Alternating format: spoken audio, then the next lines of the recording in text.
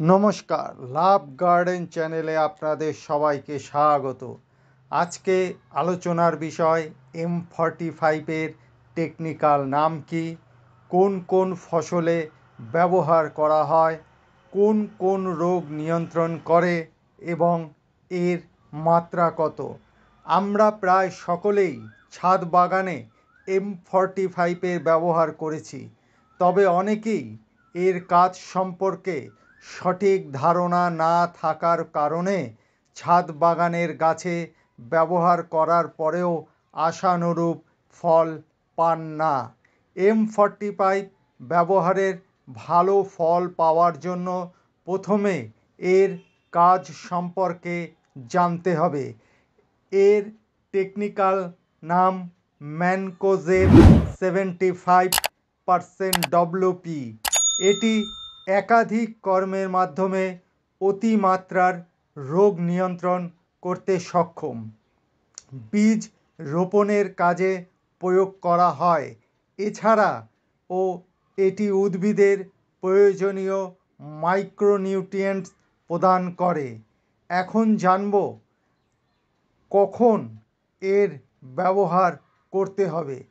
তার আগে আপনি যদি এই চ্যানেলে নতুন হয়ে থাকেন তাহলে অবশ্যই চ্যানেলটিকে সাবস্ক্রাইব করে রাখবেন, কেননা আমরা এই চ্যানেলে গাছের পরিচর্যা নিয়ে সকল প্রশ্নের উত্তর সহ ভিডিও দিয়ে থাকি, তাই অবশ্যই চ্যানেলটিকে সাবস্ক্রাইব করে রাখবেন।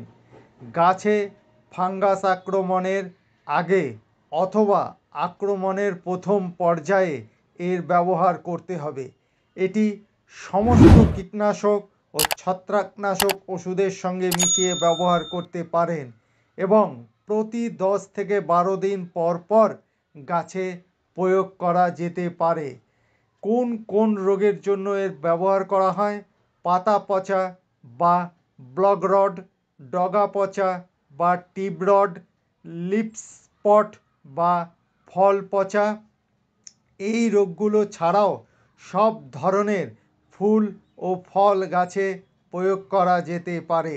এর প্রয়োগের মাত্রা হলো 1 লিটার জলে 2 থেকে 3 গ্রাম দিয়ে ভালো করে মিশিয়ে সকালে বা পরন্ত বিকেলে গাছে প্রয়োগ করতে হবে। তো এই ছিল আজকের ভিডিও।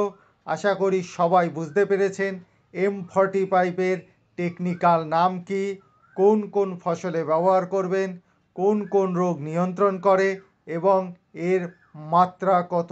এরপরও যদি এই বিষয় নিয়ে কোনো প্রশ্ন থাকে তাহলে অবশ্যই কমেন্ট করে জানাবেন।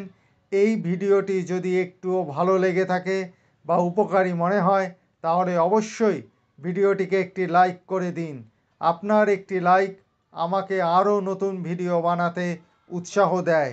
আর এই লাভ গার্ডেন চ্যানেলটিকে সাবস্ক্রাইব করে রাখুন, কেননা আমরা গাছের পরিচর্যা নিয়ে সকল প্রশ্নের উত্তর সহ ভিডিও দিয়ে থাকি, তাই অবশ্যই চ্যানেলটিকে সাবস্ক্রাইব করে রাখবেন।